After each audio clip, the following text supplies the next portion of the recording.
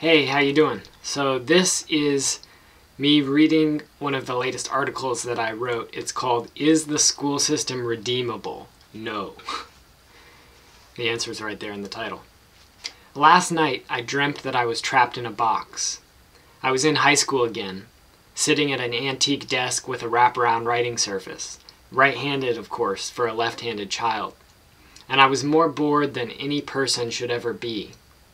As the teacher played out their sanctioned role, trying to make compulsory education fun and engaging, I sat in a stupor, craving some stimulation lest the torpor become permanent and turn me into a compliant drone for life. I refused to be turned into a cubicle occupant. In the dream, my solution was to stand up and start removing the bug screens from the windows. My boredom was temporarily cast aside, and the fresh air flowed into the classroom, enlivening the other occupants, reminding them of the real world. The teacher frowned in annoyance. It was a win-win, a small act of rebellion, no doubt, but I would not be cowed into sitting meekly. This dream could have been a flashback. I behaved this way in high school, pushing the boundaries as far as I could, ignoring teachers unless they earned my respect, and even then ignoring rules that seemed silly to me, giving friendship only to those teachers who in turn pushed the boundaries. I respected them as people, but after all, they were being paid to attend school. I was legally obligated to be there. Education can be a great experience, but at least here in the United States, the school system exists entirely to serve the dominant economic system. Grades separate those out with the combination of traits, intelligence, defined in the most culturally blinkered and capitalist terms, and obedience, that make them suitable to be the next managers. Those who fail will make up the poor and working class from whom wealth will be extracted.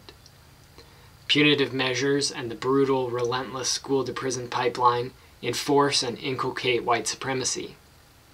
It's the Prussian educational model barely modified in the last 250 years. Industrial schooling also deepens the damage caused by abuse, homelessness, and neglect.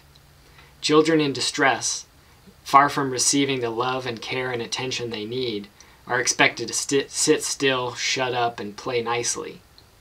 The school system's academic framework not only fails to serve these kids, it makes everything worse.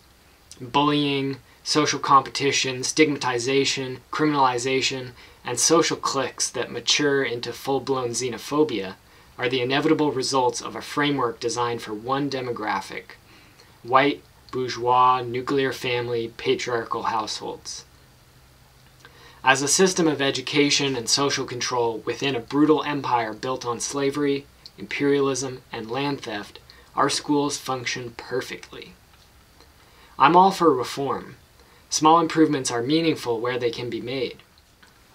My 10th grade journalism teacher kept me, and countless others, thinking critically with his hard-hitting analysis of how advertising and mass media manipulates thought to encourage racism, nationalism, warmongering, consumerism, and objectification. There were a few other bright spots, islands of sanity and an ocean of conformity to the status quo. But by itself, reform is never enough. The school system isn't broken. It's functioning exactly as it was meant to. Liberalism's incessant focus on education as the solution to social problems channels endless streams of idealistic young people into the school system, where they are almost inevitably broken by endless bureaucracy and 50-hour work weeks. Otherwise, that energy could be put to revolutionary purposes, and that doesn't suit the system. My dream last night reminded me of the truth. School, far from enlightening us, is stultifying. The school system, like capitalism, like American empire, like industrial civilization, is functionally irredeemable.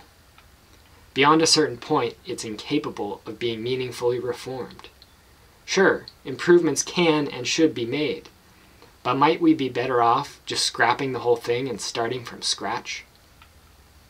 I've been told that in Mohawk culture, children are treated as miniature adults and are expected to learn mainly through participation in the activities of the community.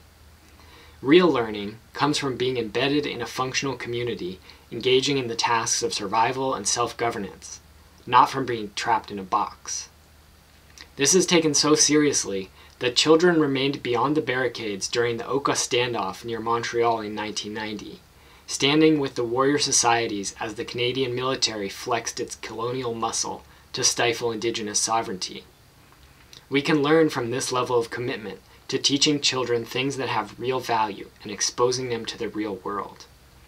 In a world flush with refugees, overwhelmed by neocolonialism, sweltering under global warming, sweating in fear of rising fascist elements, and yoked with the chains of sex and race oppression, perhaps it's time we gave up on the school system and started working to tear it and the system it supports down.